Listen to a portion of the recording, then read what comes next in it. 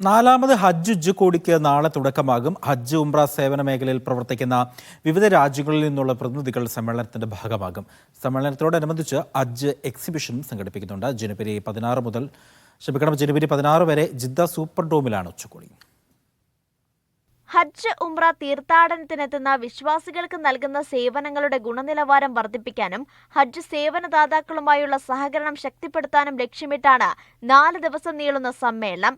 ലോകമെമ്പാടുമുള്ള ഹജ്ജ് ഉംറ തീർത്ഥാടകരുടെ വരവ് സുഗമമാക്കുന്നതിനും മന്ത്രാലയം നടത്തിവരുന്ന പ്രവർത്തനങ്ങളും ഇവിടെ വിശദീകരിക്കും.